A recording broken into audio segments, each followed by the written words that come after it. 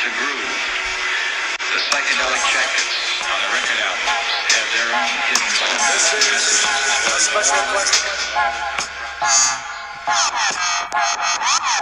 We don't want you to smoke genetically modified ganja. We want you to smoke the real thing. We want you to smoke the natural herb. Some call it marijuana, some call it sensimedia, some call it lamb's bread, and some people call it ganja.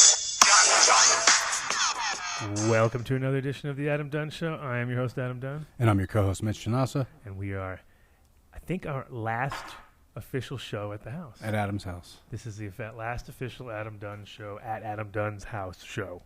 Sub-season. Sub-season 2. Yes. Yeah.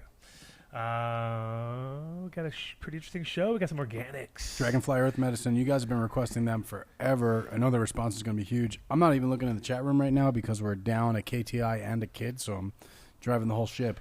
But it's got to be full because I know when I posted it on Facebook, it's been a while since we've had a response the day before like we had to this one. So I'll pop in, see what it looks like over here on the web. And they got the new, and the numbers are all correct. Yep. Oh, we got our old call-in number back.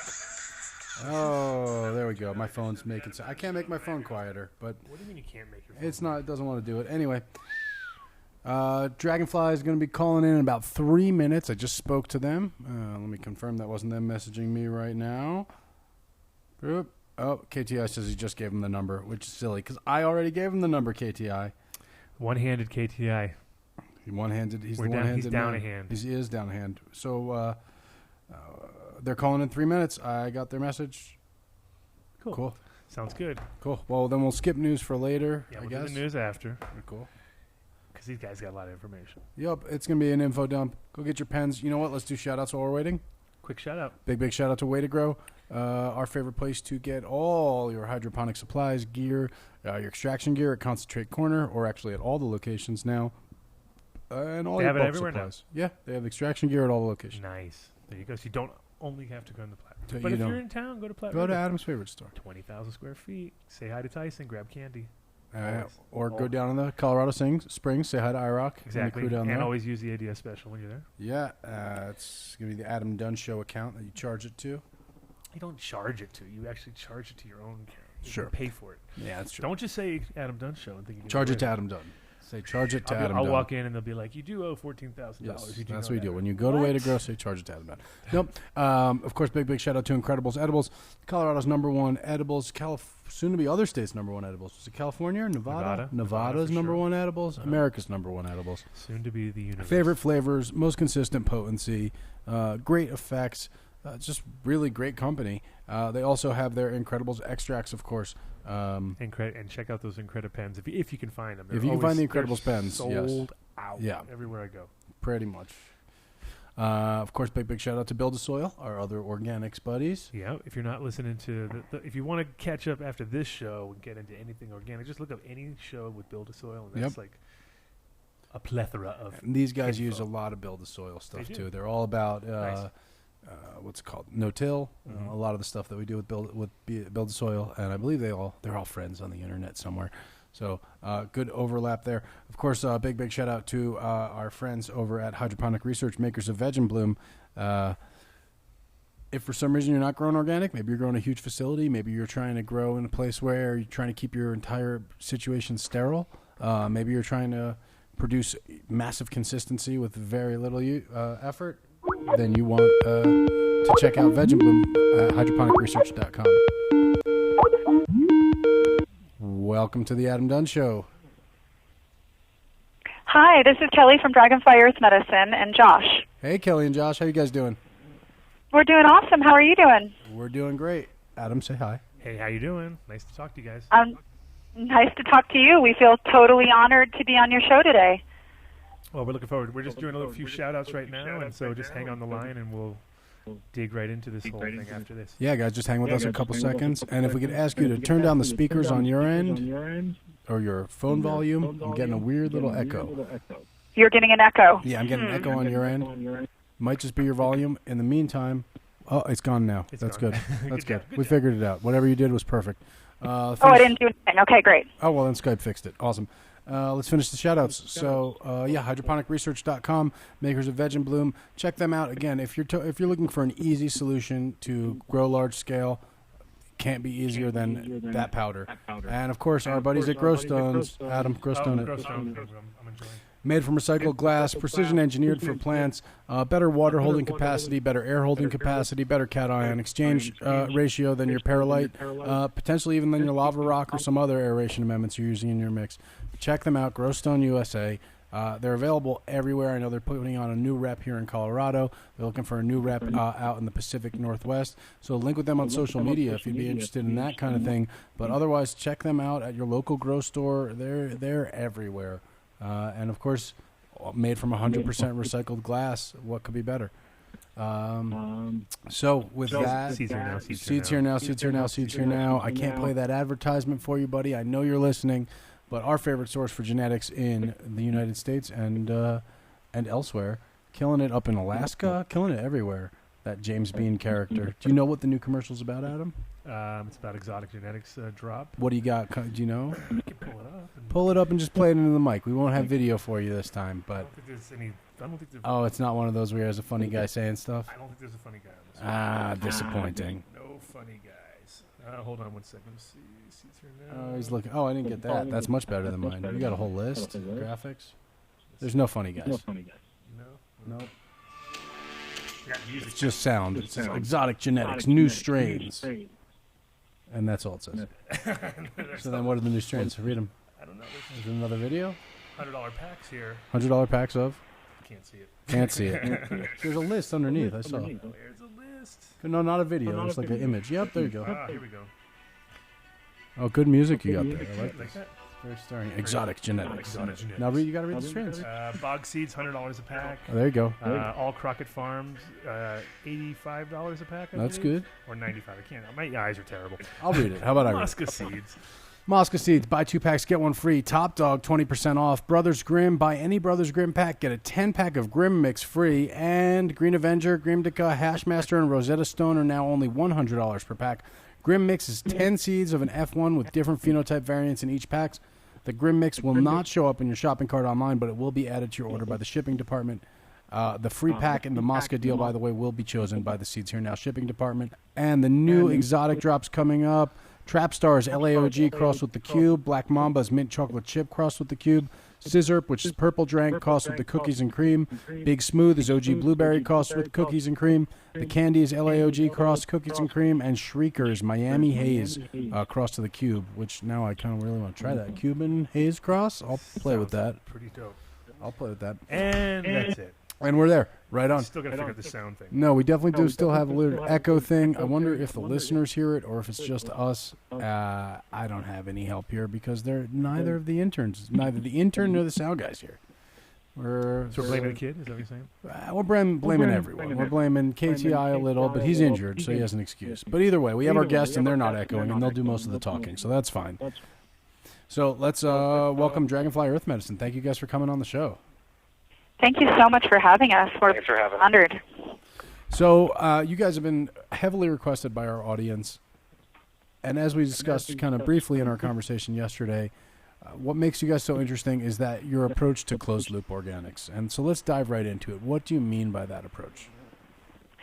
Closed-loop organics just means that everything is coming from in-house. So plants are feeding plants. You're utilizing your cannabis leaves to regrow your next generation of cannabis. You're reutilizing everything that is made in-house. If you have a worm casting or a worm casting bin, then all of your leaves and stuff go into that. We utilize, reuse of water catchment system. That's a closed-loop system. Another closed-loop is your, making your own genetics, making your own seeds, so that nothing is really coming from outside, because as we know, we have so many different types of pathogenic infestations in our monoculture community that the more that you become more closed loop, the less of those problems that you have. Sure. And we work on bringing more plants into the picture, adding plants that can benefit the cannabis plant, essentially creating a cannabis guild, meaning what plants do we use that support the cannabis plant in our compost, in our worm farms, whether it's top dressing, whether we grow those seeds out to create cover crops. We also, we look into how the spaces are heated and cooled, and whether we can get into any geothermal, and whether we can reduce our footprint, and what kind of lighting are we using, and stuff like that. So it's a multifaceted approach, and we take each situation individually. So I guess the way we like to start is kind of from the beginning. If you were advising someone who wanted to switch over to that method, really right now, how would you suggest they do that? One step at a time, for sure. Because, people have such, large in-depth growing systems, especially now that the commercial growers are coming out and we've got legalization. People are setting up really large facilities. And rather than taking a whole bunch of money and switching over their entire system, just starting with one thing at a time. One closed loop then leads to another closed loop, which leads to another closed loop.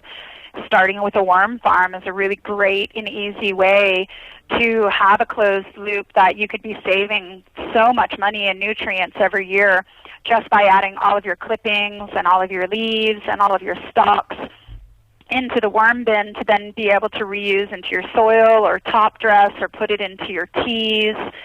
So just one step at a time makes it, way easier to bite off. It matters on if you're just beginning, a project, or whether you're in a project and you're looking at what can I do to transform it. So, that's why it's kind of individual, and it's regional, too. And it depends. In Colorado you have a amazing dry climate, and it takes a lot of machines and parts, air conditioning because of the heat, and you can save water from your air conditioning and get that into a tank and reuse it. There's as many systems as you can. Like I said, geothermal before. If you're just starting a project, it makes sense to look into geothermal. There's government rebates for it that give you money back in your investment, and in the end, you're working towards a net zero heating and cooling system, and you can do it by drilling straight into the earth, and that can be done, without taking up a lot of land space. If you have land, a lot of people in Colorado and different places have land. You can do trenching, and that's a huge, tremendous savings. And you want to talk about, saving money and getting more profits. That's one way of doing it. So let's, take it back to the essentials of growing.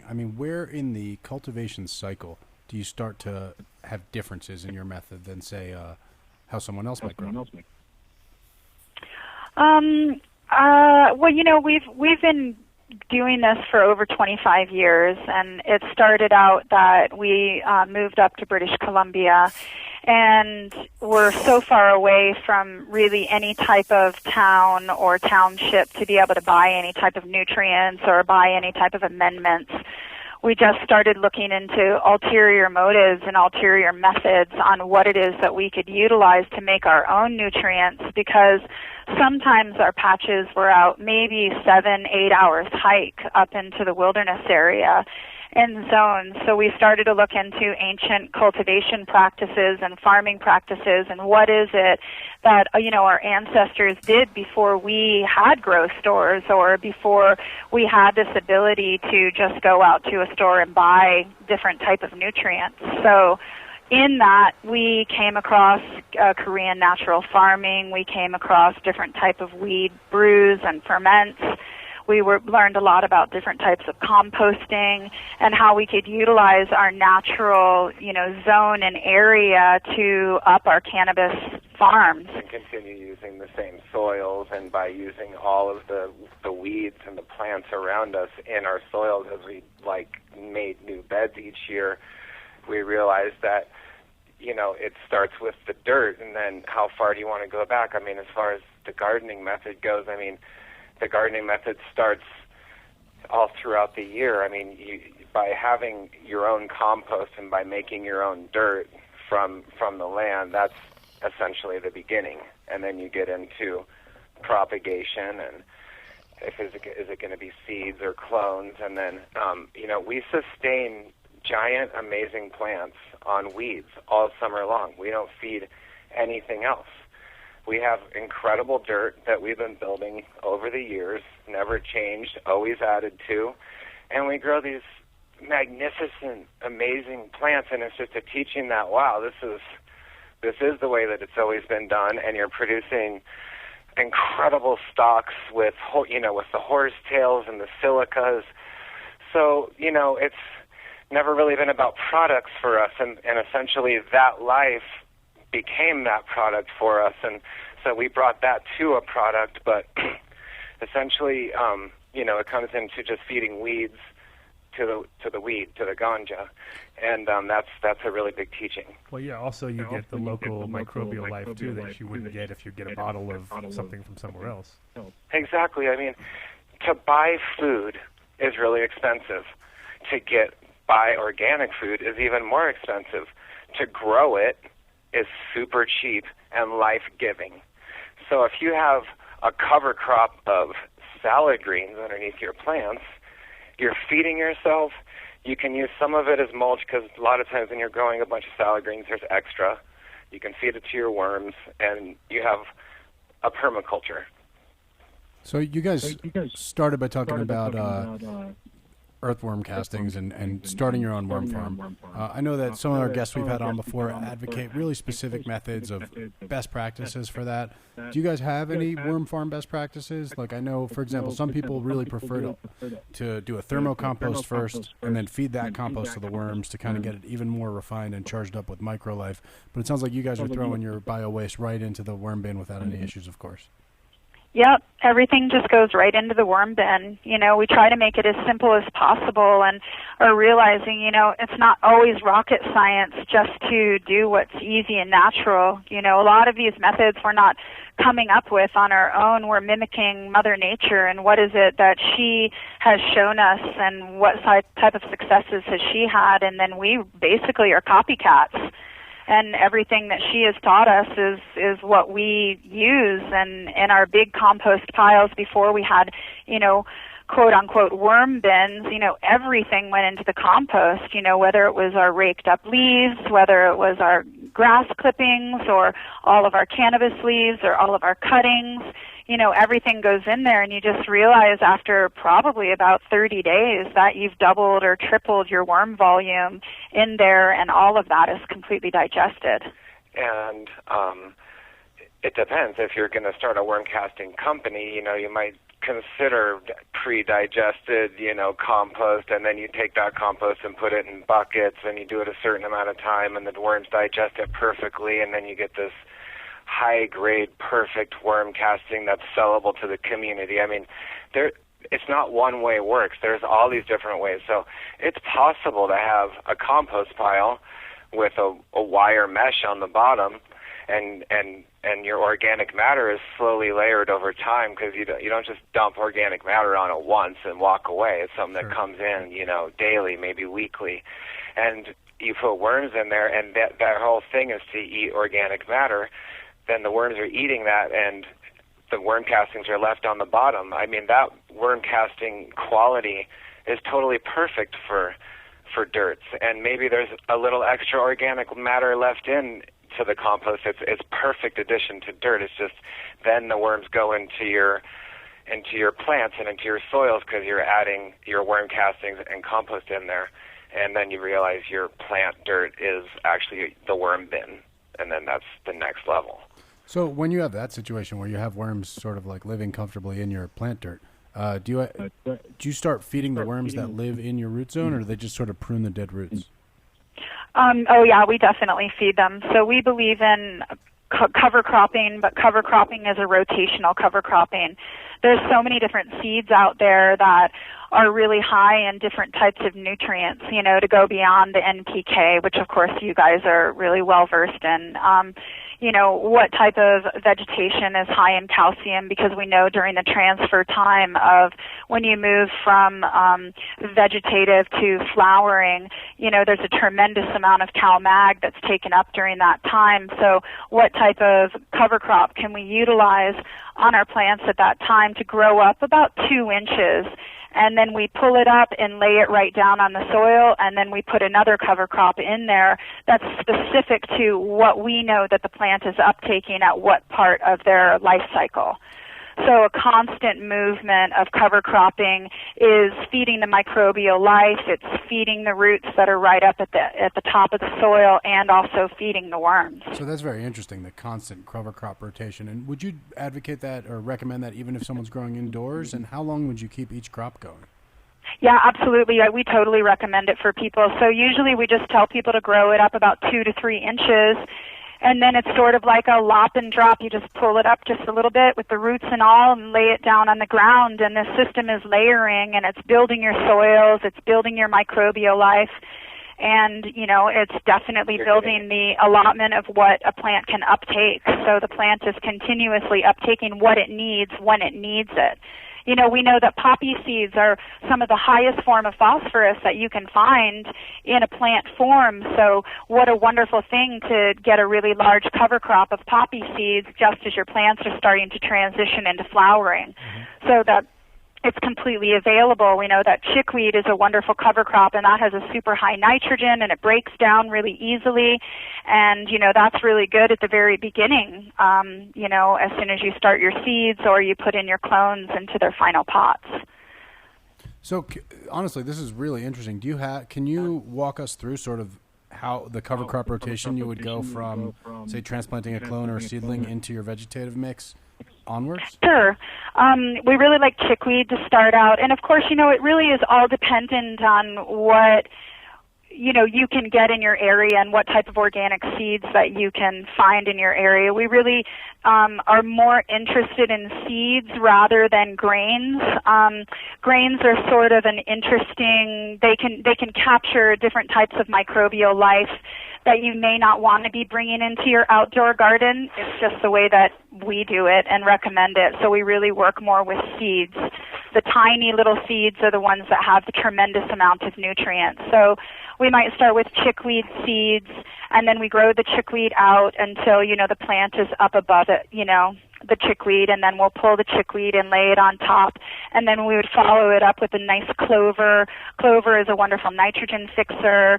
It's also fantastic for microbes. They want to eat it immediately. Both of those things are really easy to break down.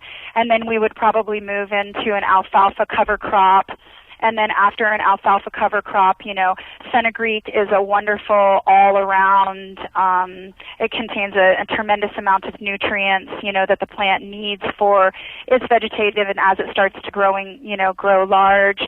And then you might want to move into, amaranth is a wonderful one, and then after amaranth you might want to move into quinoa, and then after quinoa then you move into sunflower, because sunflowers have a tremendous amount of potassium which the plant starts uptaking, and then we usually end it with poppy seeds.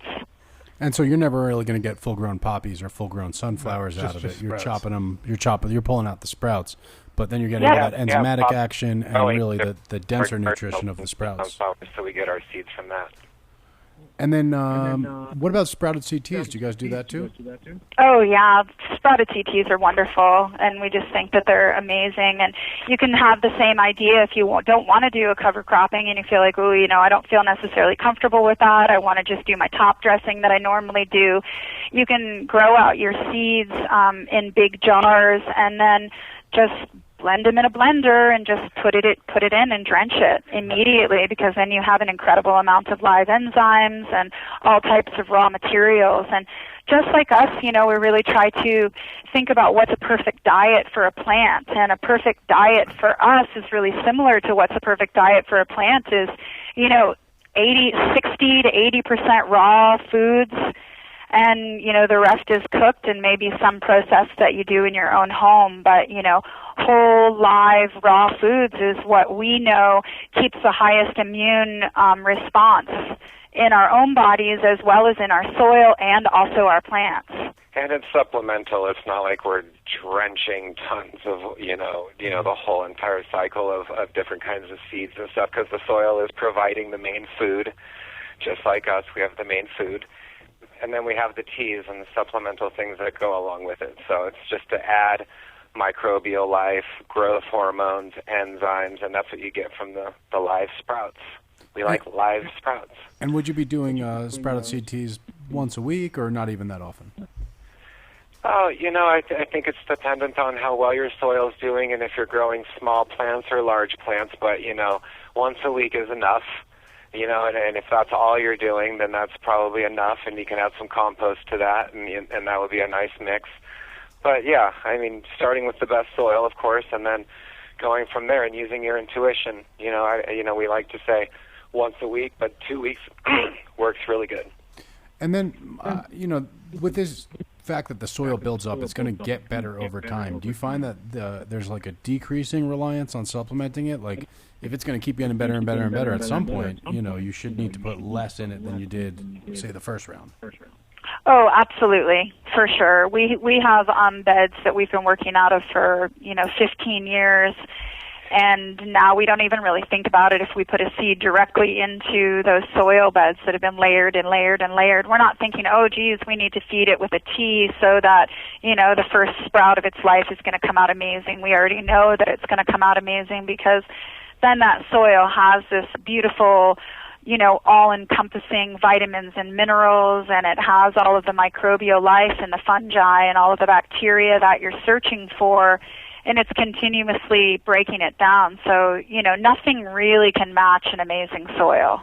So, and it takes adding organic matter to it, too, constantly, throughout its life for it to stay well. And the plants that we grow do uptake nutrients, so it really does take the extra organic matter to keep it healthy. So for people starting out, let's say they're just setting their bed, they haven't even done their first no-till cycle, are you going to recommend sort of they're supplementing more with compost teas specifically to get the life in there? Obviously, the cover crops are going to provide nutrition, but is there more that they have to add to it? Yeah, starting off with a great soil and just adding teas as you go is wonderful. And the idea of utilizing plant nutrients or utilizing plants as your main source of nutrients in your soils is that you're never going to overload your plants or you're not going to overload your soils, because we all know that all good soils come from raw material of living plants. That's where it all derives from. Mm-hmm. And it's all composted matter. So it allows your plants to have that beautiful biological intelligence to uptake what it needs when it needs it, and that we're not deciding what it needs when it needs it. So if it's all there, then the plant will be able to uptake it, as it needs it. So we recommend a nice diverse herbal mix in the soil. And then when you plant the plant, you don't need to use a lot of teas right away. Sure. Because the plant is assimilating to the soil. So we recommend watering in the very first times to get the plant going. And once the plant reaches a state of vigor where it starts to get the green growth on the edge of the branches, that's when you can start entering in your wheat ferments or your sprouted tea. We don't necessarily do on our land only sprouted teas here. We use our weeds on our land and we chop them up. I want to get into the fermented plant extracts and where that gets into. That's your steez right there. I've only dabbled. These guys done a lot more, but I was always into compost teas and things like that. But first, I want to geek out on your soil mix. So, cool. What kind of mix are you guys? What is the raw ratios you're working with usually? What are you trying to get in your mix? Well, it's a veganic mix, so we try to stay away from any type of animal products in the soil, and the reason being is that because animal products can easily bring in unbeneficial pathogens. You leave a piece of meat out or you leave a bowl of blood out, and the things that are going to be drawn to it are going to be quite pathogenic. But if you were to leave out, a head of lettuce or a large amount of kale, the breakdown is a little bit easier. You're going to get more bacterial-rich breakdown in there. So that's primarily what we work with. But our soils contain about 30% of powderized herbs. You can either use powderized or you can work with, we like the ratio of 30% worm castings, 30%, yeah, 30% worm castings and compost, 30% of some type of a medium, whether you're working with a cocoa coir or whether you're working with peat. People like either one or both, and lots of different reasons, and there's all types of different eco-politics out there on which one is better. Yeah. You know, we leave it up to who, you know, what it is that they feel comfortable with. Sure. And then the rest is pretty much, you know, a tremendous amount of different herbs that we utilize. We use nettles and comfrey, alfalfa, horsetail, burdock root, turkey rhubarb root. We use wild yam. And I'm not really sure. I don't have it in front of me, so Sure. Lots of different plants. Basalt rock dust. Yeah. Pumice, lava rock. I was going to And ask about we your really like aeration. to use the pink Himalayan salt. We've been introducing that into our gardens now for the past maybe 8 years with tremendous results.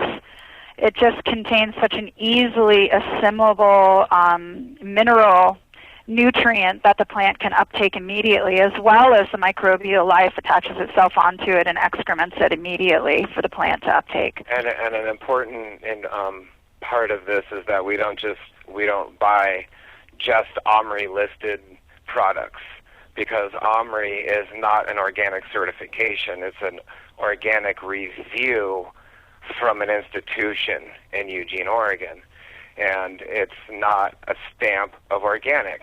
So to be out buying raw materials super cheap and not knowing where that farm came from is not a heady way to go. And it's potentially been farmed not organically, and to have organic, and it could the potential for GMO in certain products is there. So that's why we talk about closed loop, is because whether it's your farm or someone you know's farm, it's important to know your farmer. Same with cannabis, getting your own medicine, knowing the person that grows your medicine makes you feel better.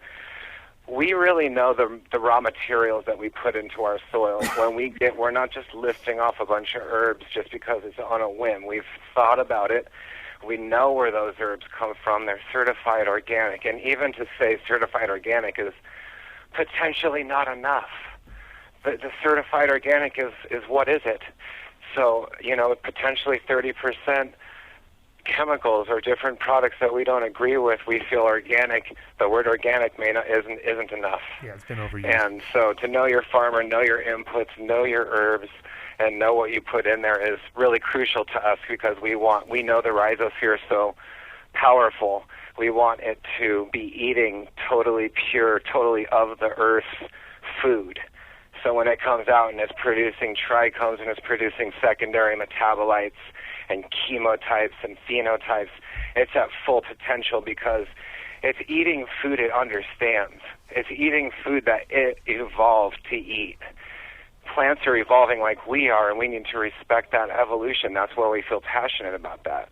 So having a proper soil that has that pure, high-grade food in there is a great feeling, and you see the plants respond through vitality and health, and you know, it's an important thing because the environment is taxed around us. You can see powdery mildew growing on trees, and you can see mites growing on trees. And anyway, yeah, that's one of the so things you I was have to going to ask you keep about things your IPM. Yeah, what do you do for your IPM? Oh, we call it an IPFM.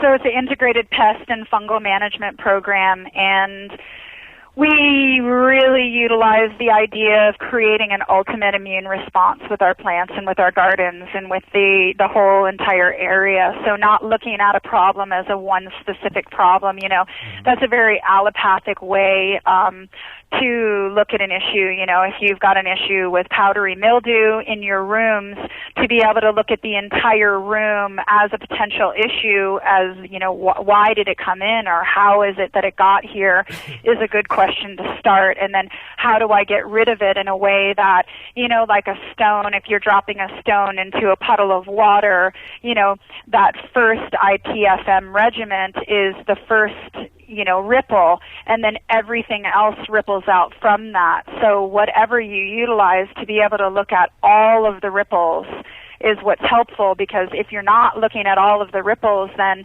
there could be a potential problem with your immune response, whether it's in your room, whether it's in your soil, whether it's with your microbe life, whether it's with the leaf structure, or the uptake of the roots. So looking at it as a whole issue is important, and we go in really slow and easy. Maybe you would with an illness.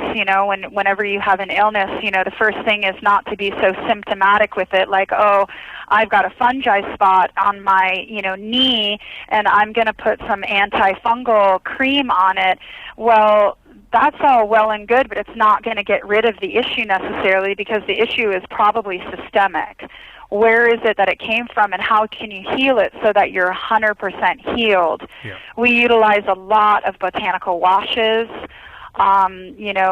utilizing lavender, rosemary, lemongrass, patchouli, yarrow, valerian, all of these different types of herbs that you can wash the leaves with rather than coating the leaves. A lot of people, love the IPM regimen that utilizes oils and essential oils, and through our observational research on our own land and working with lots of other, people, we don't do it that way. We're not saying that, utilizing essential oils is a bad thing. It's just not something that we utilize, because those leaves then go back into the system, and if they're coated with essential oils and they're coated with, other types of extractions, then the worms aren't going to like it, and maybe it's not going to be so good as a top dresser, or it might not be so good as a soil additive. So keeping it clean from the very beginning. We use a lot of washes, and then predators are really big for us. We believe that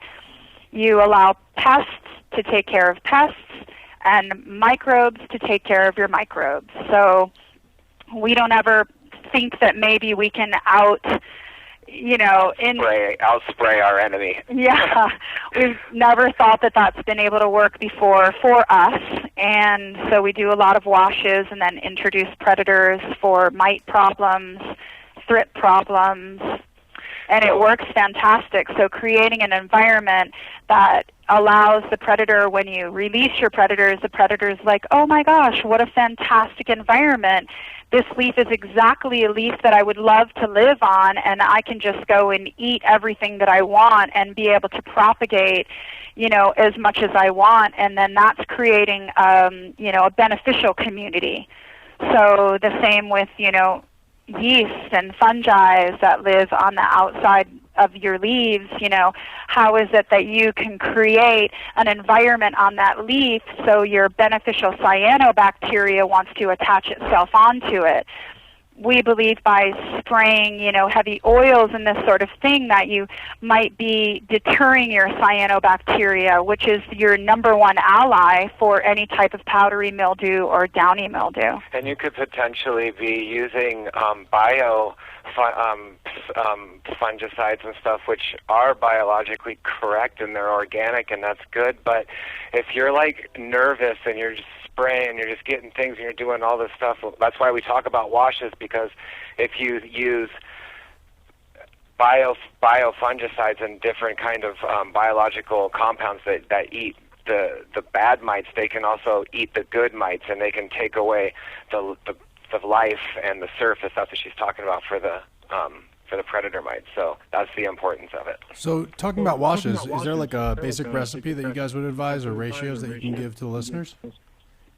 You can either go and get, different types of bulk herbs, or you can even get them from your environment. We always encourage people to grow at least one rosemary plant or one lavender plant, and constantly switching it up. Never having the same wash is what keeps you ahead of, the intelligence of your pathogens that are in your garden. So always switching it up. A natural food store. Yeah, you can go to a natural food store. You can buy different types of things that you can soak in water. You can make a warm tea out of it and just spray it, and literally get a pump sprayer and wash it. Misting your plants is one thing, but actually literally washing your leaves is a wonderful way to deter that colonization or that natural, mites propagate every 3 days, and if you're constantly interrupting that propagation, then they're thinking to themselves, maybe I don't really want to live here, and maybe the next eggs that I'm going to regenerate are not going to be as healthy because this environment isn't optimal for me. So trying to create an optimal environment for your predators is better in a non-optimal environment for your pathogenic insects. Sure. And which really didn't answer your question. So about It's a long way of saying. Lactic acid bacteria and EM is a great way to extract herbs, and you can do a simple fermentation with lavenders and neem and all kinds of different valerians. So when different you're things, creating and your washes, they're not necessarily... We have recipes if anyone wants to communicate with us online. We can share that with them.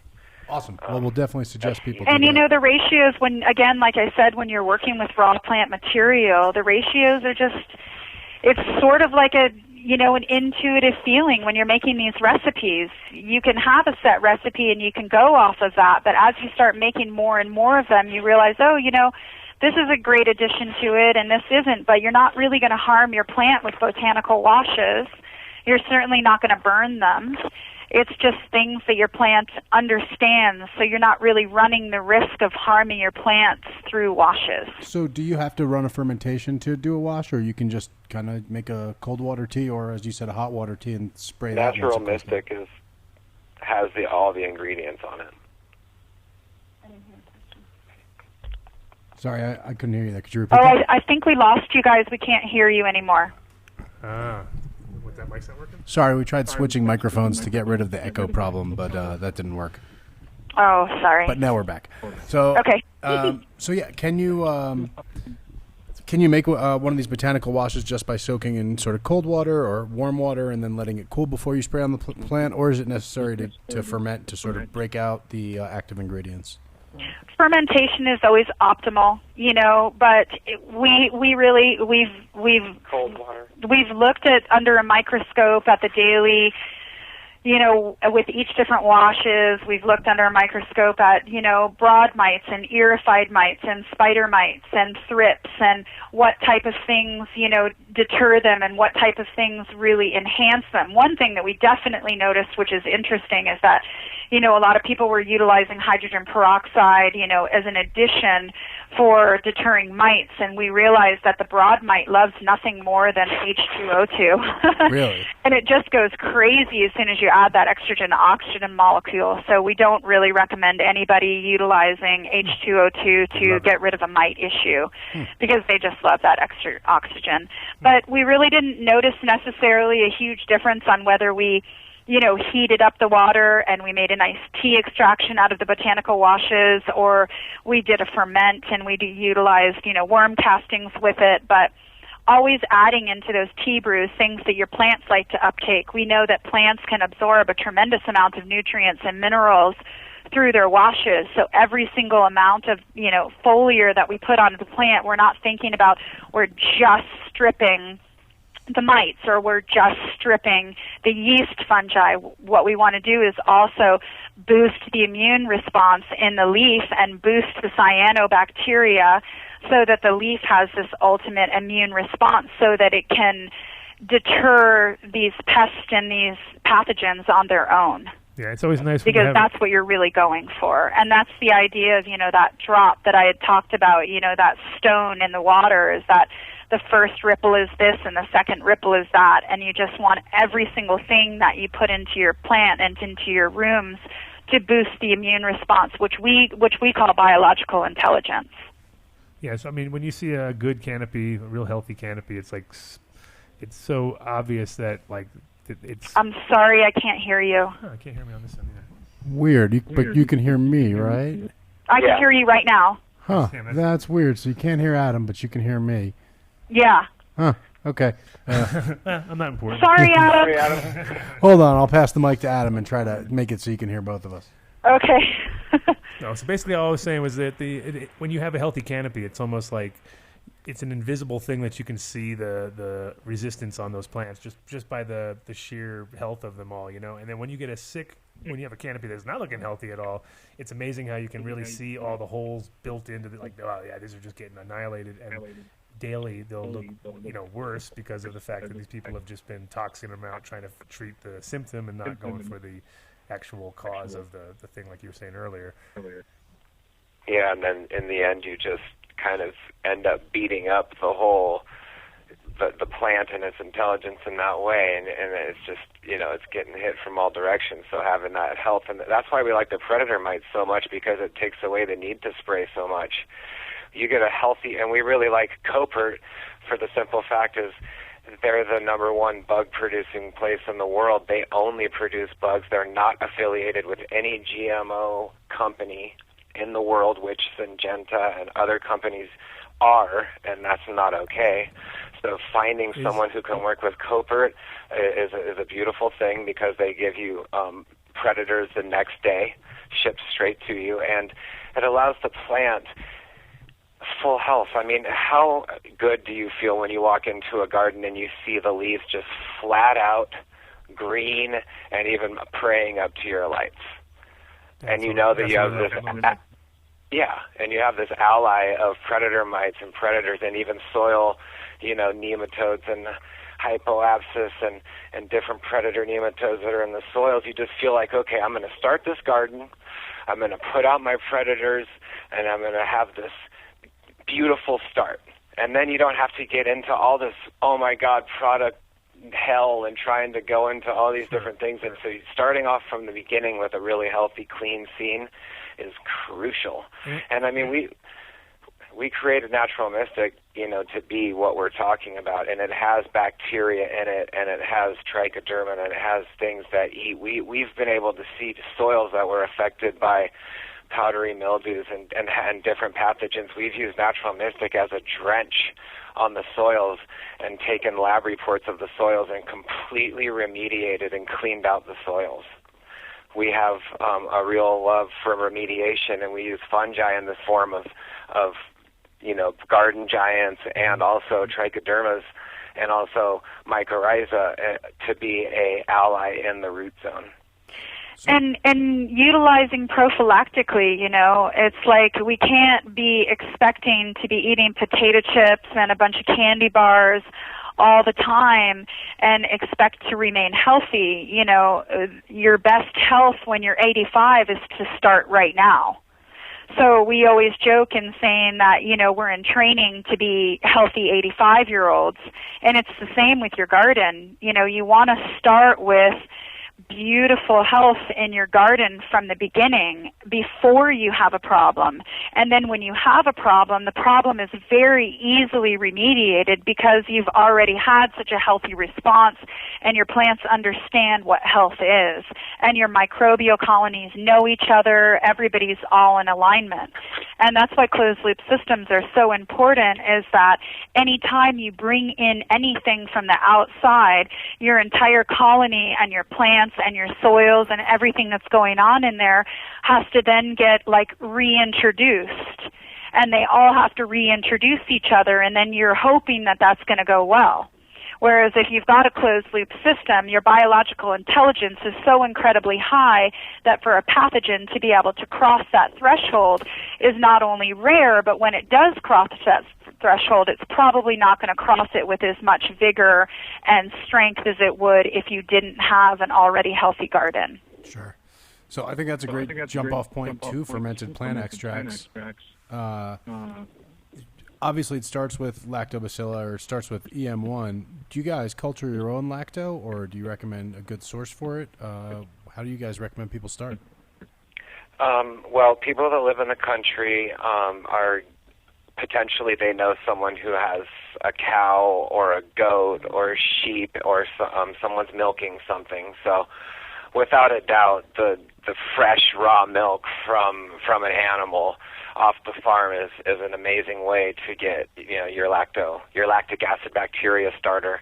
And if you live in a good environment, or you live near a water environment, because you start out making your lactic acid bacteria, you start out with the rice wash, which is essentially a carbohydrate water. You just coat rice with water, dump it out, just water in, dump it out. Then you put the jar out in a nice environment, because you want to attract the yeast, the wild yeast. You're making your own culture, your local culture. And then when you add that, after you let that sit for a week, you add that into raw milk, and the incredible cheese that comes off on the top in this really large amount of lactic acid bacteria is potentially way more diverse and way more powerful and potent for you in a digestive sense than buying EM1. Sure. So I don't know of a place you can buy lactic acid bacteria, LAB, and I'm not even sure why that would make sense, because I think the purpose of having lactic acid bacteria is making it yourself, because you're enhancing your local indigenous microorganism population. And that's what makes it special. It's always going to be suited. If you make it presumably in the same area that you're using it, you're going to have things that are specially suited to that climate and that environment. Exactly. And maybe you work in a warehouse in a city, and it's not so important. That might not be so good. But and that may be a time to use EM1. And using EM1 is a specific lactic acid, yeast, and photosynthetic bacteria consortium, which has a specific set of microorganisms in it, and you can either buy that activated or as a mother culture. We generally buy it as a mother culture, because then you can expand it 20 times 20, so 1 gallon turns into 20 gallons. And that when you activate it with molasses, when you expand it, it's the same colony as the actual first mother culture, and then that's the way from that activated EM you can digest bran and make bokashi, and then that bokashi is a beautiful thing to use as a top dress, because it has a dominant culture in it. You're not just throwing a bran out, which could attract any yeast. Like, let's say, I know I've seen powdery mildew growing on the outsides of the gardens and on the trees around us from Washington and British Columbia, where we've just been recently. So I want to be really, really careful about my inputs, that I don't want to attract that powdery mildew. So by using bokashi and that lactic acid bacteria dominant culture, you're sort of shielding the top of your soil, to be a protector. So that's important. So back to center with making teas. We utilize, a lot of different herbs that we grow around this area, and even people who have large indoor facilities, it's really easy if you've got, 100-gallon pots, that you dedicate 600-gallon pots to your biomass, and then this biomass can be utilized either in your worm bins, like we were talking about before, or easily in entered plant extract. And when you have the right inoculants, and there's so many different types of inoculants. We were talking about EM1, we're talking about LAB, but also miso is a wonderful inoculant. You can utilize yogurt as an inoculant. You can utilize, there's just so many. Kombucha. Yeah, we've got a buddy who uses kombucha. I always used yogurt. Yeah. Kefir. And that's wonderful. So we really love diversity, the idea of diversity. Yeah, use your EM1, but also put in your miso, also put in your kombucha, also put in all of these wonderful probiotics that are going to help digest the plant material to make it more accessible. And, when you have the right inoculants and you have the right diversity and an extreme amount of diversity, we notice that a plant ferment, could happen within 5 days instead of 10 days, because it's so powerful and because it's eating down that plant material in such a quick way. And, the things that we put in our plant ferments are usually, what do we have available that's going on and going off right now? What is the healthiest thing around us? Like right now, we just came home from a week away, and we noticed our comfrey is just going off. Well, that's going to be our first go-to, whereas 2 weeks ago, our nettles were going off, so our nettles were our first go-to. We want to be utilizing what's in our garden that's the healthiest. And, like I had said before, that you can grow these things. Alfalfa is really easy to grow. You can get 4 cuttings in a year if you grow them out of a pot. And if you decide that you wanted to drop one of those cuttings, then that's enough nutrients for the alfalfa to just continue to grow. And then utilizing all of your cannabis leaves, cannabis loves nothing more than to eat itself, because you've given it everything possible. You've given it all these wonderful minerals and nutrients that you've spent so much time and energy feeding to your plant. Well, all of that doesn't have to be wasted, especially if you're doing nice botanical washes. All of those leaves can be reused in an easy plant ferment or put into a worm bin or top dressed so that it doesn't go to waste. And that's a tremendous amount of money. And as we know, with the change of this industry right now, the people that are going to be able to stay in this industry and be able to stay successful are the ones that are going to be able to produce the highest quality medicine at the lowest prices. So with all of these really big, huge corporations that are coming in, I would hate to see people that have been in the industry for a very long time not be able to stay in it because their overhead costs are so high. So by utilizing your ferments and by utilizing plants that are in your environment or ones that you're growing for your own nutrients, the costs per gram, per pound go down tremendously. And of course, the savings if you're utilizing natural light, only compound on top of it, and Absolutely. If you have the space like we have in some places in southern Colorado and out west to kind of have greenhouse space and be growing a lot of your other dynamic accumulator plants outside the greenhouses, you can reach a really low cost greenhouse system that can far overcompete an indoor warehouse. That's Absolutely. We've always worked with Forever Flowering Greenhouses. They're an amazing company, and utilizing greenhouses along with warehouses is a really crucial way to go. Mm-hmm. And that's a closed loop. The sun is there for you, and you're utilizing it. It's not something that you need to buy or try to create. We've also been working with a lot of people all over the United States and in Europe with Wally Peonies, so sinking the greenhouses into the ground. We have 2 of them here on our property, and once we built our first one, we would never go back. We'll never do another above-ground greenhouse because you're utilizing geothermal, you're utilizing a beautiful microbial sink, as well as, a lot of people would say, oh, well, is it more damp down there? Well, it's not. Actually, our Wally Peonies outperform our other greenhouses, sometimes by double, depending on the years. So we just feel like that's another closed loop. How deep are they sitting? About 4 foot? Or? No, we have one that is on a hillside and it's facing southwest, and one side is 7 feet and the other side is up to 12 feet. Oh, wow.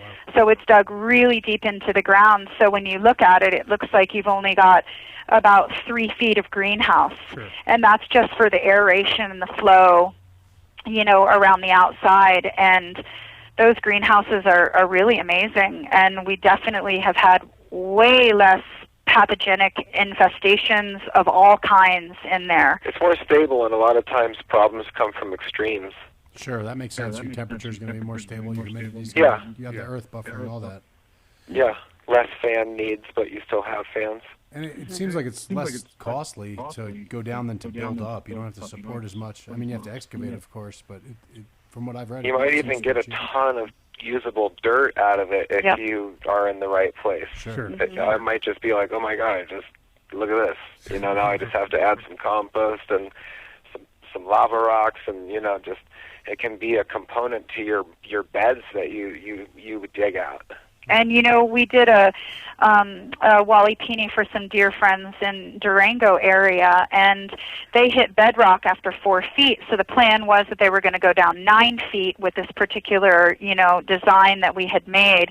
They were only able to go down 4 feet, and then we decided, hey, let's just make it 9 feet by all the dirt that we dug out of it, and we created this beautiful berm around it, and then built the greenhouse over top of the berm, and it turned out amazing, and it also seems to have the same attributes and positive vibrations as all the other Wally Peonies that we've built. No, that sounds good. That sounds great. Anytime you can use that excavated dirt to up your thermal mass, you're going to save on heating and cooling and create a more stable environment too. Yeah, and then you get into using heat exchangers. If you're already down that far, you can trench. You can use a trencher and trench down farther, and then get geothermal ground loops going.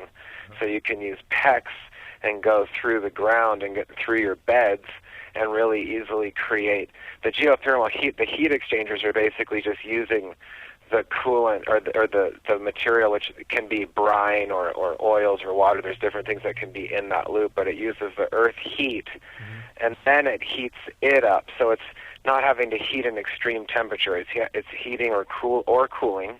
It does both. Heating or cooling that stable temperature. So by going in with the Walipini and then getting into geothermal technology, it just turns into it's kind of a beautiful mix. Sure. And I mean, the other cool thing about growing down is that you still have a lot of surface space if you want to put solar or wind energy harvesting up. You don't have a greenhouse. And here in Colorado, we have a lot of wind. So of course, when you're at a big structure up top, there's always that.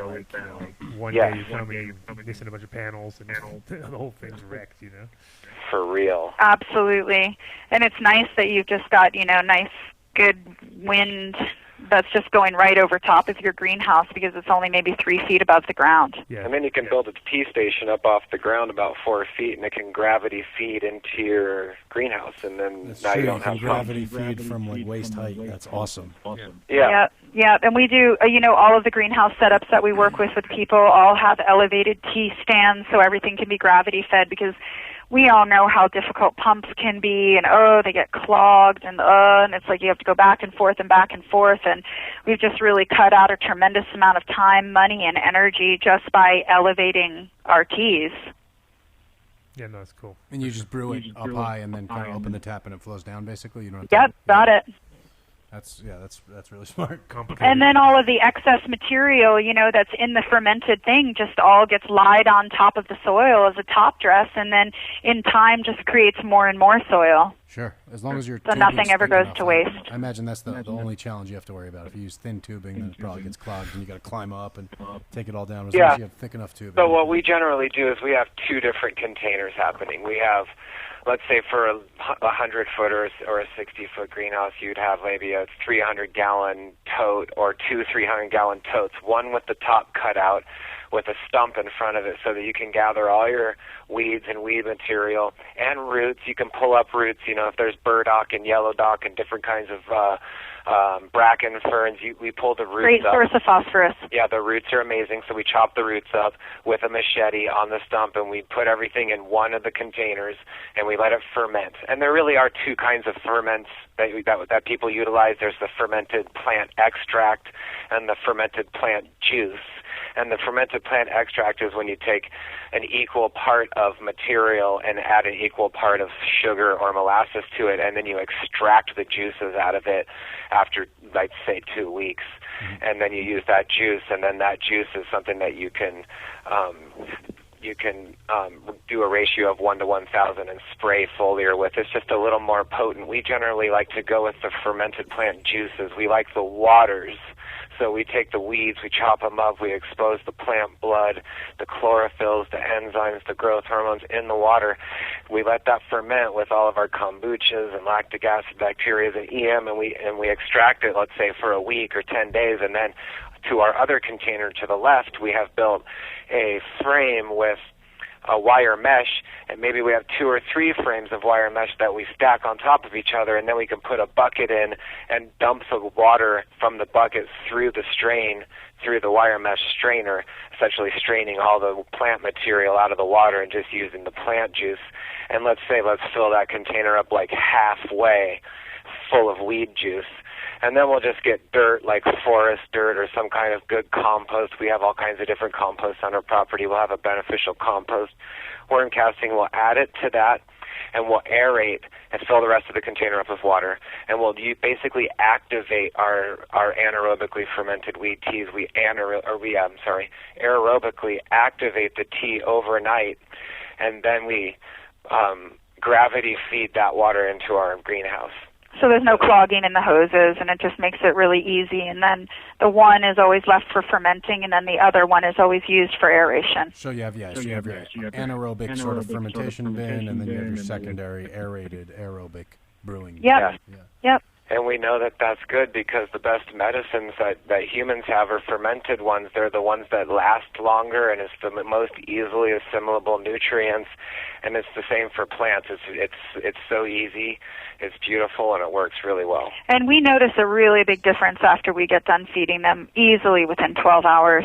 It's tremendous, how well they respond to, fermented plant juices and fermented plant extracts. So I'm trying to think if there's any other essentials we got to cover before we open up to questions here, because you guys have covered everything really admirably, and of course, like with any natural system, it's pretty elegant. And there's not a lot of complexity to it because Mother Nature does so much of the work. Yes. Yeah, we love that. I think we've covered pretty much, a bunch. Actually, we could probably go on for at least 12 more hours and cover a lot more and get more in depth. We definitely want to have you back, and it would be really boring. Oh, we'd be honored. The same stuff. One of the biggest passions of everything that we do is that there is essentially a general toxicity happening in our environment, and we know we've seen so many family members getting ill and gardens getting ill. and outside, like we've talked about before, outside of the cannabis gardens, the trees and the different things, and we're just really passionate about fixing that from a natural perspective, and constantly treating our own bodies as well as we can, and that's what we have, a medicinal mushroom raw cacao drink, and we drink that every single day. I mean, we add all kinds of Chinese herbs and everything to that so that we can keep ourselves healthy, so that we can have the energy it takes to go take care of our gardens. And having pure gardens and good medicine and knowing your farmer is and then it starts to become like a lifestyle. So really, we have a pure certificate. It's not let's talk easy about that. to We get. haven't talked about that at all. Yeah, we have a DEM pure certificate. It's not easy to get because it involves a lot of closed loops. So I think we have about 30 different farms that, are certified now, as well as another 60 that are all trying to be certified. And we always say to everybody, it's more of a lifestyle. It's not something that, you just check everything off. It's more of a lifestyle of how you are growing and how you're growing your family and how you're growing your gardens. People that are utilizing polyculture systems and using regenerative farming systems, people that are growing mushrooms, people that are growing medicinal plants, that's all part of what we look to for a pure certification. Mm-hmm. And there's sort of been a rumor out there that it's really expensive to get and it's free, and we made it as sort of a political I wouldn't say political, but more of an activist statement against what the word organic means now. And, Josh had covered that a little bit before, and we feel that, the feds came in and sort of, washed out what organics really means to us. So we're utilizing the word pure. And the farms that we are certifying, we do talk about what type of inputs that they utilize, but more and more, the 6 minimum closed-loop systems that they have to have in order to get a pure certificate is just the minimal base, and then it becomes addictive, these closed loops. And we get emails all the time from all of these certified farms saying, hey, I found another closed loop, and this is fantastic, and it's helping me in all of these different ways. So it becomes a lifestyle, and that's more of what we find. And we're also looking at extracts as well, too. There's a lot of oil life happening. Talk to us about that. Well, from a perspective of butane hash, extracts or propane and different things, I mean, we just feel like bypassing that, we know that families have come up with incredible systems of purging, and they can come at us with perfect numbers and low numbers and stuff, but we feel, why put a plant through that extraction and then have to use all this, machinery and all this stuff to extract it all? And it's coming from a hydrocarbon industry to begin with, which is one that's really taxing the planet. So by utilizing ice extracts and ice waters and rosins and pressing flowers and using that, we just know that that's better for the body. To produce all the equipment it takes to make a butane hash extract in itself has too much embedded energy in it to even want to look at. So, I mean, even CO2 systems have crazy amount of stuff in there, but we just realized that CO2 extracts are known as a really high-grade botanical extract, and they're not a hydrocarbon. And so we allow... But that can be argued, too. So it's a really interesting topic in our industry right now, and trying to stay on top of what true health and well-being is. And again, going back to that biological intelligence, from seed all the way to smoke, we like it to be healthy, and we want to know that when it's being ingested by your body or being ingested by the soil, that it's creating more of a biological intelligence and not taking away from that intelligence. And unfortunately, there's so many different extractions out there that are really taking away from that biological intelligence. And also, when you utilize butane extraction, you can't reuse your leaves. It's really nice that you can use a ice water extraction method, and all of that leaf material, all of those juices and everything can be put right back into your plants, which is saving you tremendous amounts of money. Well, depending on if you're into growing mushrooms, I guess you guys are too. Then a bunch of hydrocarbons stuck inside some cannabis leaves would be perfect food for all your a lot of mushrooms. Actually, they actually feed off that. So you could come up with arguments, I guess. I think the biggest thing in the industry, though, is we're like a lot of us are just really about keeping the traditional flavors there, and the consistency that we're used to. Like when you get a good piece of hash, you know what a good piece of hash feels like, and when you get a thing of CO2. It's never right. It's always like it's different. Smells weird, tastes weird, and if you look on a piece of paper, it looks great. It's like really high numbers. Yeah, the numbers on the piece of paper are all very high. But it doesn't pass ever. As far as I'm concerned, there might be somebody out there who'll argue with me, but as far as I've seen, it's always like, and that's kind of what we're never trying to go for. It doesn't matter how healthy it is. I think we're unhealthy it is even, because we'll cut that corner. You know what I mean? We'll be like, well, until that somebody comes up with something that produces that flavor, we're kind of all stuck on it. And with the well, I mean, it really goes back to the idea of, like a chocolate bar to some people may taste a lot better than a raw cacao bar to other people, and it's really personal preference. I'm going to take the raw cacao bar every time because it tastes good to me, and I know that it's healthy for me. Because if it's entering my body, it's going to create a high immune response rather than deplete my immune response. Well, and now that we're starting to step into scientific research where we're talking about parts per billion, that's sort of changing the game. Parts per million, things might have been coming up clean, but now all of these new test parts per billion, not many things that are made with hydrocarbons are coming up clean. It's just a conversation. Yeah, sure. For the industry. A lot of times they don't have there's no amount, though. It just says either you got it or not. And when you're talking billions, it's like, okay, well, then we're not even in the realm of harming anybody's health, in my opinion, because it's we're exposed to we're exposed to a lot of hydrocarbon things that we never know because we just don't think about it. It's just industry standard stuff, goes through. Absolutely. Definitely. And a lot of people, you look at what they're using. I mean, I'm sure you guys do the same thing. You check out people's shopping carts, and you're like, wow, I can't believe what's wrong with that guy? You know what I mean? And then you like move on to the next person. Crazy sauce.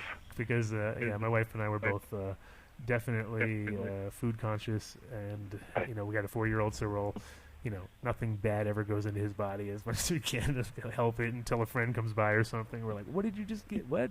Are you kidding me? Skittles? You gave him a Skittles? Like, no. It's a pure body. It only has blueberries. Yeah, it's only ever had blueberries. Never seen a Skittles. But it's like your point on the cacao bar. Like my kid Farron doesn't like treats. Like on her first birthday, we tried to give her some cake, and it was gross to her. She didn't like that. It was too simple a flavor, and it's very much that way. When we're talking about, maybe some people are very into that extracted flavor of hash, whether CO2 or hydrocarbon extracted. But like that pure flavor of resin, you can't rebuild. You can't take that apart and rebuild all that nuance. No. You can't even detect it all on machines yet to know what you're rebuilding. You'll have Absolutely. I see like 16 terpenes, 24 terpenes, 30 terpenes. You know, there's hundreds of terpenes. They're in very trace amounts. Maybe that machine wouldn't detect it because it's in billions, but your body detects it. And your body detects it aesthetically, but your body also detects it in terms of its effects. It does something to your body, and that's why, you know, it feels different to smoke. Well, I would say this. If you make rosin out of a bud and you smoke that rosin, it's pretty close to how it feels to smoking that bud versus BHO from that bud is pretty different. Mm-hmm. Yeah. What's better than having a couple terpene drops on your ice water extractor? Or let's put it this way, I put it on my snow cone this last weekend. It was amazing. A little Yoda on my snow cone. That's awesome. Incredible. So the little terpene drops are water extracted. That's a beautiful thing. And having the terpenes, you know, to enhance your hash is like the most flavor you could ever wish for. Sure. Mouth fillers.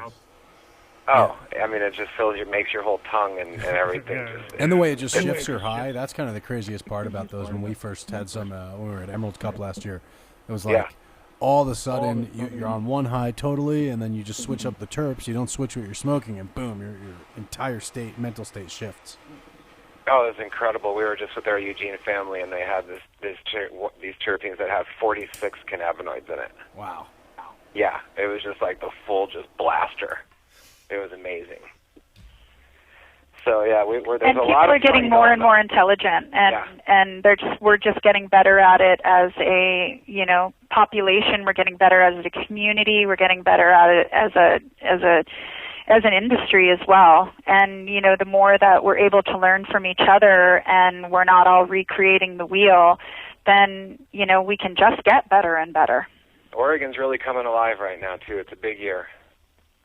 Yeah, everyone it seems this week and last week, everyone has the word Portland or Oregon in their mouth. Oh, it's a big deal. I know. It's a lot of changes coming. Yeah, it's finally time. It sounds like. So with that, I gotta skip out, Adam. But why don't you come over to the control seat here, buddy, and then we'll open it up to Skype. Oh, he's dabbing. So I'll tell the listeners, if you guys want to call in and talk to Dragonfly Earth Medicine, 720-310-8237, 720-310-8237. Adam, just make sure you conference them in so you don't hang up on our guests. Let's see what they can do. Let's see if anyone calls in. Yeah. Well, we'll see if anyone calls in before I got to skip. Adam, you got any questions while we're sitting here waiting for a call? I know you're always, every time we have an organics guy on, you're always thinking about the farm and what you can do. You're like, that's good. That is easier than what I'm doing right now. No, and I thought about the geothermal thing too, because I have a spot up on the top of the hill, and it's like, it's all about digging in and saving some money and making some more. I also totally agree as far as the stability of the temperature, because that's the hardest thing. Can we do that at the farm? Can we dig into one of those hills? Let's get an excavator. We'll get one. I need one. We'd be happy to help you guys. Yeah, let's get them, the pros to come. We're in. That's it. We'll do a video. That'd be great. That'll be really cool. Or come visit ours. You're welcome to come up here and visit ours and come see what we're doing. Canada. No, I tried. It was hard. Yeah, it's not going to Canada. It's a little tricky. It's hard for me, man. Every time I went. It's getting way easier now that we're going to be heading into legalization with Trudeau too. They're not really caring about any type of past issues with marijuana violations. That's for sure. Oh, well, then we should try again. Yeah, that's good. Yeah. Last time it was pretty difficult. Yeah. Well, there's such thing as a rehabilitation form. You can look into that later. They're making it real easy. Cool. I don't think we're going to be able to take another call, and maybe that has to do with this ecosystem.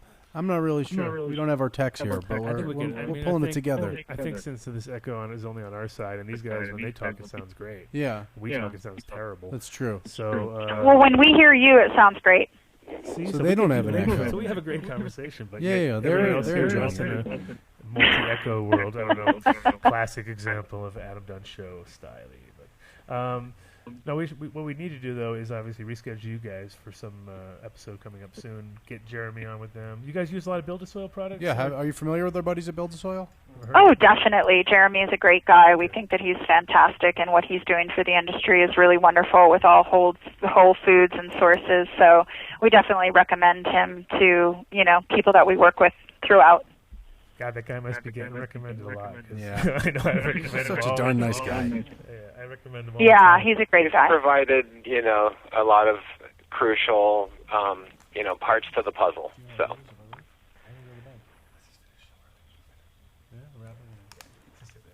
No, it's good because with Oh, we got a call in. Let me see if I can do this right. Add to group call. There we go. Hey, 757. We got you on the line. Who are we talking to? Going on, Thurgood. Thurgood. What's going on, buddy? You're on the line with Dragonfly Earth Medicine. Awesome. I had a question for them. I love their products, by the way. Man, I had a quick question, though. A lot of people doing the fermenting stuff and, the whole Korean natural farming. And, I saw someone, they started getting dry amendments, and they actually started fermenting them. And I actually see one person in particular on Instagram. His Instagram name is The World's One Shot, and that's all one letter. Yeah, one word. For them. And he got some neem seed meal, and he fermented it, and supposedly it has the same IPM effect as neem oil. And I was just wondering your guys' take on that, because I'm trying it right now. I'm currently fermenting it right now, but I'm kind of reluctant to try it on my plants. Yeah. Well, whenever we use anything new, you always want to try it on like a couple of leaves and then come back to it. After I've noticed that 4 hours seems to be that magical time, 3 to 4 hours, whether the plant is going to respond well to it or negatively respond to it. So I always tell people whenever they're trying something new, even if it's a tried and true recipe for everybody else, but because you've never used it in your own garden, you really want to spray it or drench it on one plant. Just, don't do the whole thing and then find out that maybe that wasn't the right recipe. So you always want to do a little part on a plant and then just see what happens to it.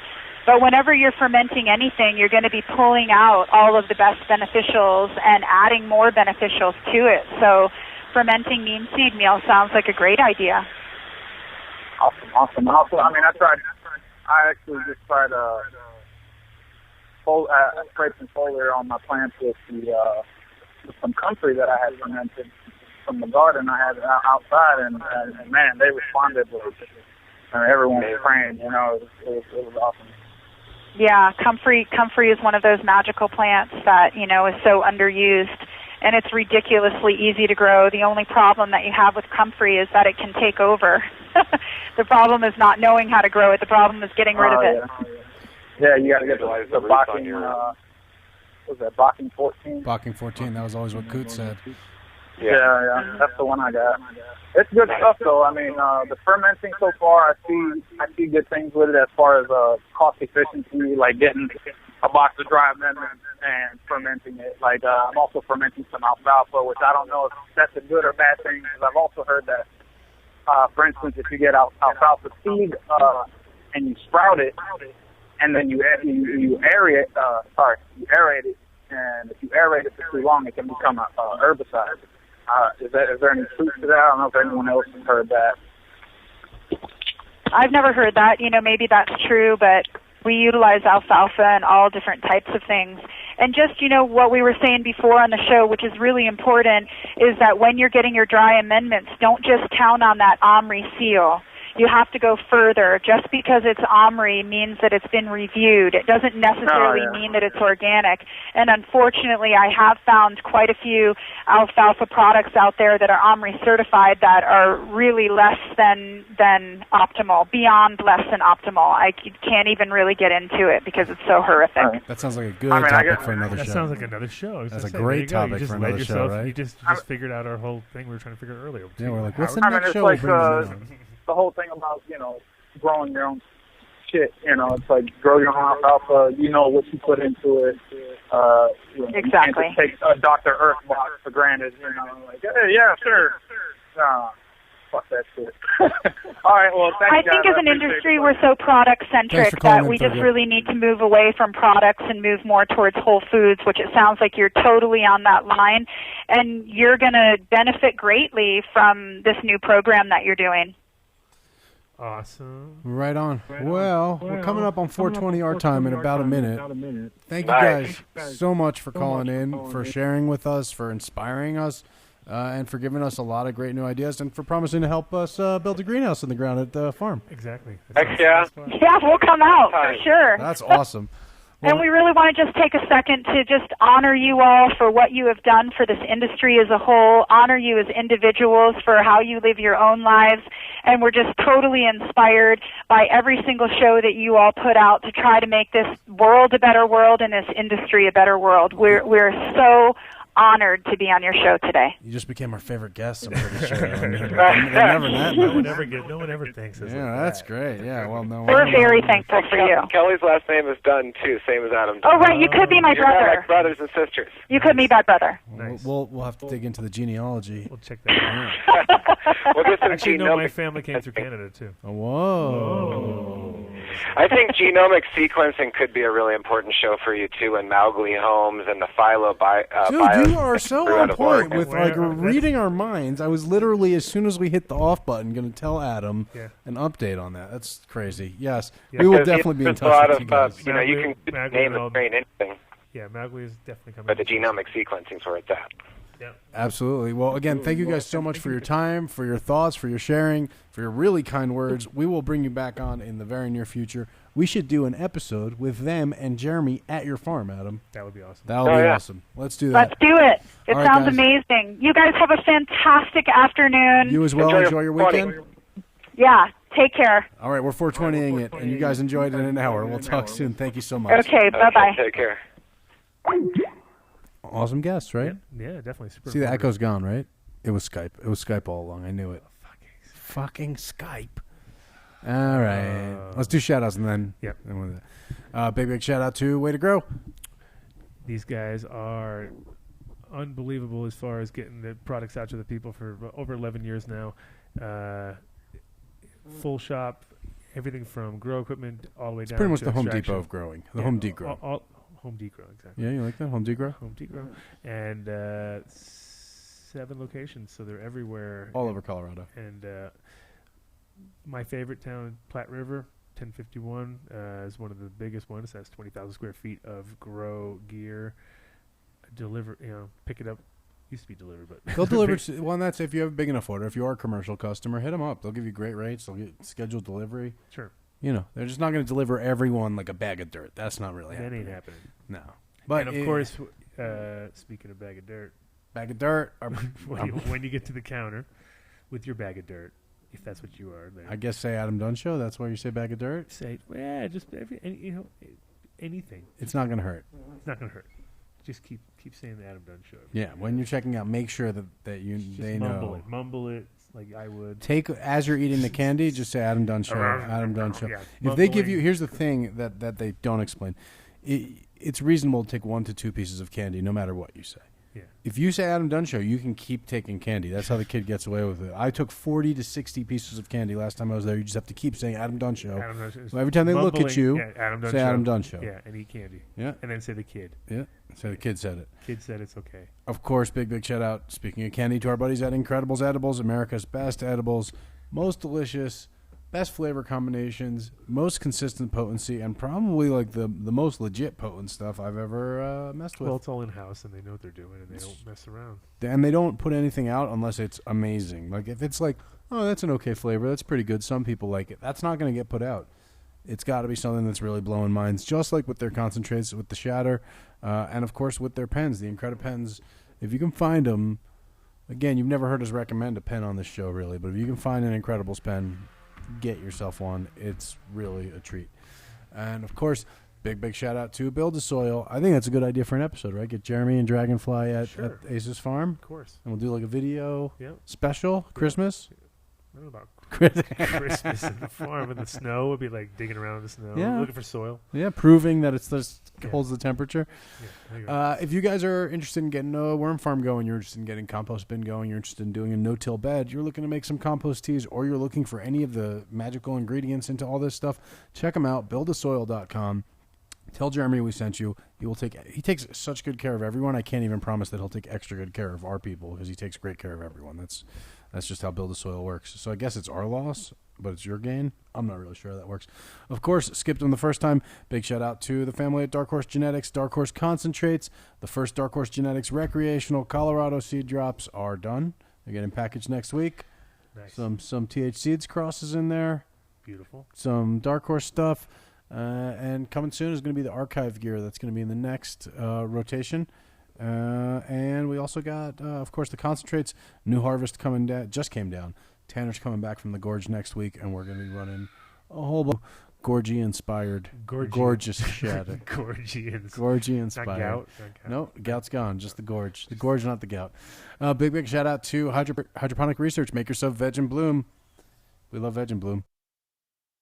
Large-scale operations. Large-scale operations. You don't have time operations. Lazy operations. Sounds like a few people I know. You're in a situation where you just can't trust nature because nature is unpredictable around you. Veg and Bloom.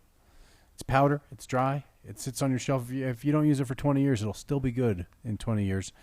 Couldn't be more simple. Make sure you get the right blend for your water. That's the nice part about it, though, is they have all different custom blends. So. And it makes you think about everyone else who doesn't, right? Now you're like, wait a second. So if the water much of a difference, and you're going, which of course it does, most of what you're feeding is water, then how come everyone else doesn't have custom blends? That's why the only really packaged nutrient you'll ever hear us talk about here, Veg and Bloom. And our buddies over at Grow Stones. Make a Grow Stone. I saved it for this. I saved it. Adam's making Grow Stones for you guys to make Grow Stones for the people. Grow Stones, what can I say? Probably the best aeration amendment that you can put in your soil. It's going to provide you a superior mix of air and water. It's going to provide, if you're growing organically or even if you just have some life that's accidentally in your system, it's going to give you a better cation exchange ratio, capacity. It's going to give you places for your microlife to kind of shelter and hang out. When you're holding more of that water and air in there, that's going to give you a better, as our friends at Dragonfly were talking, a better total environment in that root zone to cultivate the sort of life you need. You can check them out at growstoneusa.com. And, of course, Seeds Here Now.